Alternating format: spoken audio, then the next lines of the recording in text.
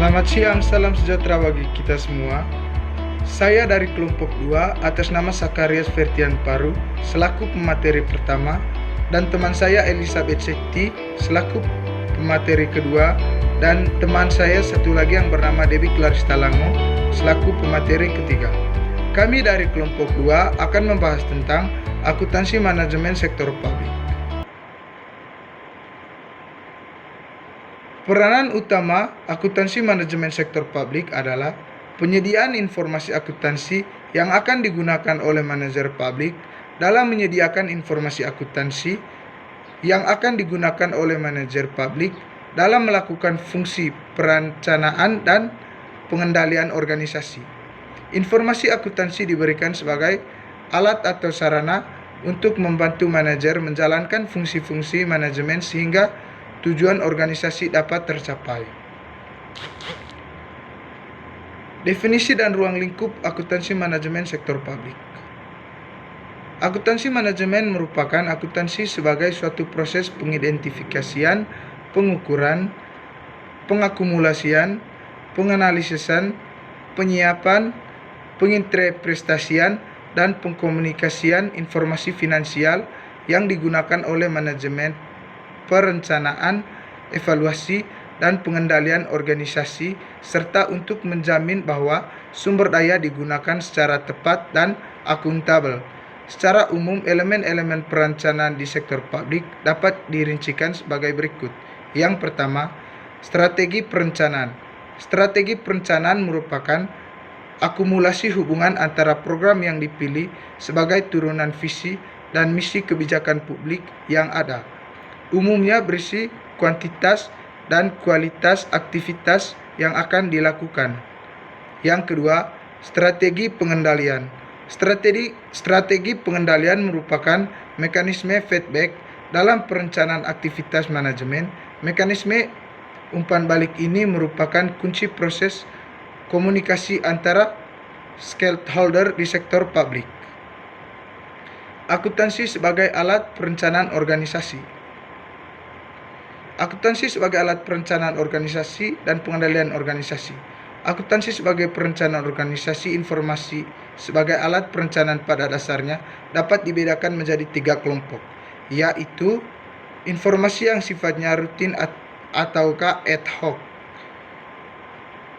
yang merupakan informasi yang sifatnya rutin diperlukan untuk perencanaan yang reguler, misalnya laporan keuangan bulanan, triwulan, sementara atau bulanan. Sementara itu organisasi sektor publik seringkali mendapatkan masalah yang sifatnya temporer dan membutuhkan informasi yang sifatnya segera. Untuk melakukan perencanaan temporer diperlukan informasi yang sifatnya temporer. Informasi kuantitatif ataukah kualitatif. Informasi disampaikan melalui saluran formal atau informal. Informal akuntansi untuk perencanaan dapat juga dibedakan berdasarkan cara penyampaiannya, apakah disampaikan secara formal atau informal. Mekanisme formalnya misalnya melakukan rapat-rapat dinas, rapat komisi, dan sebagai pada organisasi sektor publik. Saluran informasi lebih banyak bersifat formal, sedangkan informal relatif jarang dilakukan. Yang selanjutnya akan dilanjutkan oleh pemateri kedua. Informasi yang sifatnya rutin diperlukan untuk perencanaan yang reguler, misalnya laporan keuangan bulanan, triwulan, sementara atau bulanan. Sementara itu organisasi sektor publik seringkali mendapatkan masalah yang sifatnya temporer dan membutuhkan informasi yang sifatnya segera. Untuk melakukan perencanaan temporer diperlukan informasi yang sifatnya temporer. Informasi kuantitatif ataukah kualitatif. Informasi disampaikan melalui saluran formal atau informal. Informal akuntansi untuk perencanaan dapat juga dibedakan berdasarkan cara penyampaiannya, apakah disampaikan secara formal atau informal. Mekanisme formalnya misalnya melakukan rapat-rapat dinas, rapat komisi, dan sebagai pada organisasi sektor publik. Saluran informasi lebih banyak bersifat formal, sedangkan informal relatif jarang dilakukan. Yang selanjutnya akan dilanjutkan oleh pemateri kedua. Selamat siang teman-teman, saya Elizabeth Siti. Saya akan melanjutkan penjelasan dari teman saya. Di sini saya akan membahas tentang dua hal, yaitu yang pertama, akuntansi sebagai alat pengendali organisasi. Nah, teman-teman, dalam suatu organisasi pasti ada satu tujuan yang ingin dicapai. Untuk mencapai tujuan itu, diperlukan satu sistem pengendalian yang efektif. Nah, sistem pengendalian ini pun pada setiap organisasi berbeda-beda, tergantung pada sifat dan karakteristik dari organisasi tersebut. Misalnya pada organisasi bisnis. Nah, pada organisasi bisnis, karena sifatnya berorientasi pada laba, maka sistem pengendalian yang umumnya digunakan adalah bertumpu pada negosiasi. Walaupun bertumpu pada negosiasi, namun pengendaliannya pun bervariasi, tergantung pada organisasi dan juga tingkat manajemennya. Misalnya, manajemennya di bawah, maka sifatnya pun tegas dan memaksa. Namun jika manajemennya di atas, maka sifatnya normatif. Lalu organisasi sektor publik, karena organisasi sektor publik bersifat tidak mengejar laba dan juga di dalamnya terdapat berbagai pengaruh politik yang sangat besar, maka sistem pengendalian yang digunakan pada umumnya adalah peraturan birokrasi.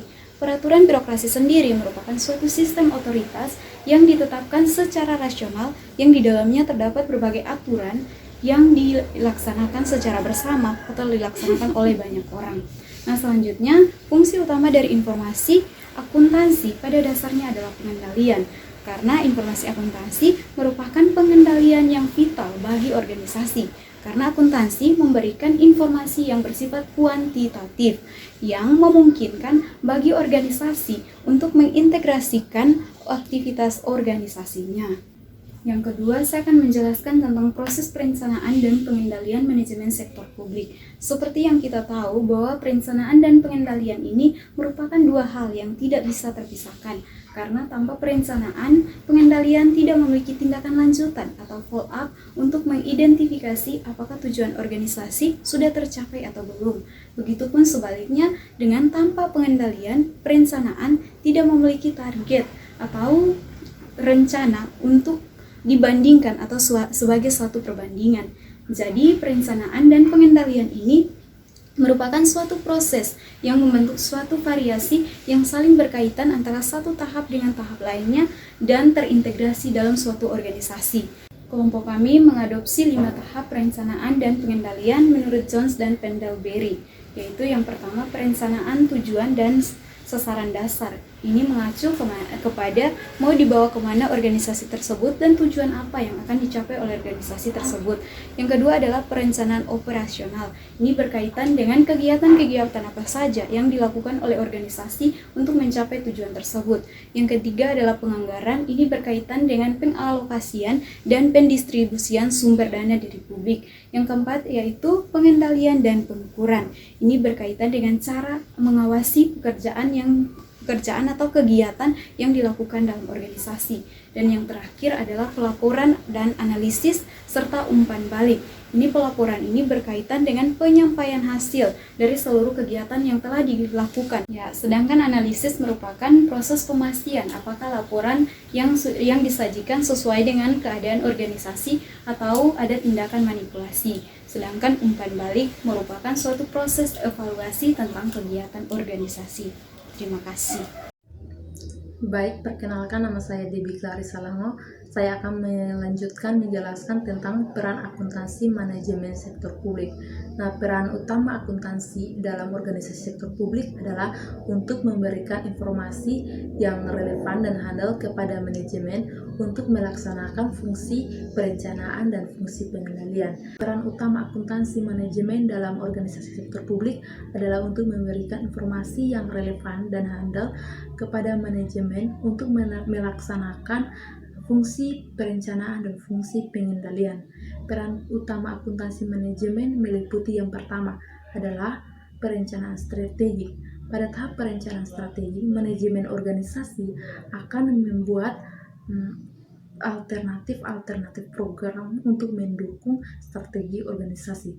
Program-program tersebut akan diseleksi dan dipilih sesuai dengan skala prioritas sumber daya yang dimiliki. Yang kedua adalah pemberian informasi biaya. Biaya atau cost dalam konteks organisasi meliputi 3 bagian atau 3 kelompok, yaitu yang pertama adalah biaya input. Nah, biaya input adalah biaya yang dikorbankan untuk melakukan pelayanan. Nah, biaya input berupa biaya tenaga kerja dan biaya bahan baku. Yang kedua adalah biaya output. Biaya output adalah biaya yang digunakan untuk mengantarkan produk sampai ke tangan pelanggan. Nah, pada organisasi sektor publik, biaya output biasanya diukur dengan berbagai cara tergantung pada pelayanan yang dihasilkan. Yang ketiga adalah biaya proses. Nah, biaya proses dapat dipisahkan dari fungsi organisasi. Biaya proses dapat diukur dengan mempertimbangkan fungsi organisasi. Proses penentuan biaya meliputi 5 aktivitas. Yang pertama adalah cost finding.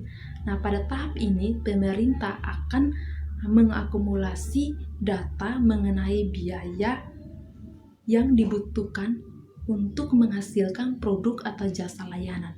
Yang kedua adalah cost reporting. Pada tahap ini yang dilakukan adalah kegiatan pencatatan data ke dalam sistem akuntansi organisasi. Dan yang ketiga adalah cost analysis.